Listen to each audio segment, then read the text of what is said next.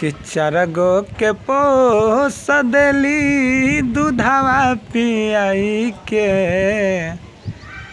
4 गो के पोस देली दूधवा पियाई के, 4 गो से पेट नहीं भरे गो माई के, 4 गो से पेट नहीं भरे गो माई के।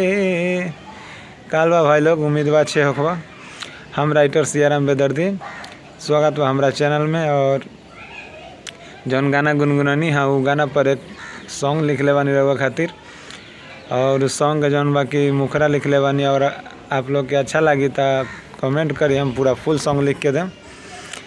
तो वीडियो के ज़्यादा लंबा ना करे और वीडियो में शुरू करी बताओ तनी कि के तरह से गाना लिखाइल बा रउआ खातिर। रूपवा लगेला जैसे टुकड़ा चान के, रूपवा लगेला जैसे टुकड़ा चान के, तहजोरा के हो नइखे जग में हमारा हो जान के, तहजोरा के हो नइखे जग में हमारा हो जान के।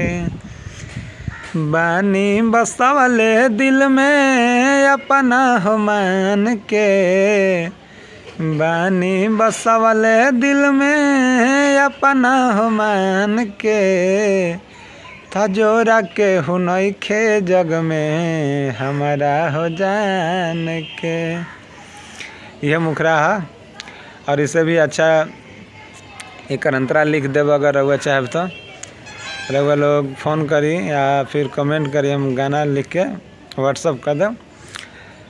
इस तरह के वीडियो हम हमेशा बनावत रहे, चैनल पर डालत रहे। तो हमारा चैनल पर नया बनी जा तो प्लीज़ सब्सक्राइब कर लिए हमारा चैनल के, क्या कि रउआ लोग के एक सब्सक्राइब हमरा आगे बढ़ा सकेला। और रउआ हमनी हमार मदद करब तो हम रउआ के मदद करे, फ्री में गाना लिख के दे। मेहनत लागेला गाना लिखे में और टाइम भी लागेला।